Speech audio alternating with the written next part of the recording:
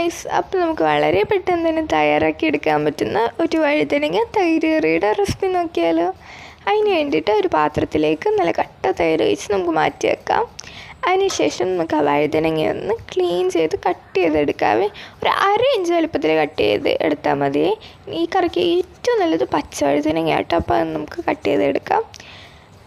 അതൊന്ന് കട്ട് ചെയ്ത് കഴിഞ്ഞ ശേഷം നമുക്ക് അതിലേക്കൊരു ബേസിക് മസാല ചേർത്ത് വറുത്തെടുക്കണം. അതിന് വേണ്ടിയിട്ട് നമ്മൾ ആദ്യം തരം മുളക് പൊടി ചേർത്ത് കൊടുക്കുന്നുണ്ട്, പിന്നെ ആവശ്യത്തിന് ഉപ്പ് ചേർത്ത് കൊടുക്കുന്നുണ്ട്, പിന്നെ കുറച്ച് മഞ്ഞൾപ്പൊടിയും പിന്നെ കുറച്ച് ചിക്കൻ മസാലയും കൂടെ ചേർത്ത് കൊടുത്ത് നന്നായിട്ട് കുറച്ച് ഓയിലും കൂടെ ചേർത്തിട്ട് മിക്സ് ചെയ്തെടുക്കാവേ. എന്നിട്ട് വേണമെങ്കിൽ നമുക്കൊരു 2-3 മിനിറ്റ് റെസ്റ്റ് ചെയ്യാൻ വെക്കാവേ.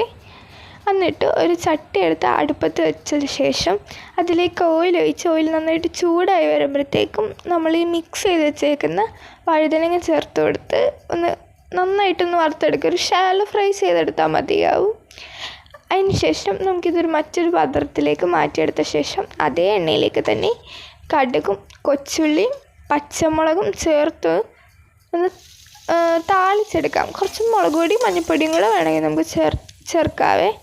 എന്നിട്ട് നമ്മൾ എടുത്ത് വെച്ചിരിക്കുന്ന ആ തൈരിലേക്ക് നമ്മൾ വറുത്ത് വെച്ചിരിക്കുന്ന ആ വഴുതനങ്ങയും ചേർത്ത് നന്നായിട്ടൊന്ന് മിക്സ് ചെയ്തെടുക്കാം.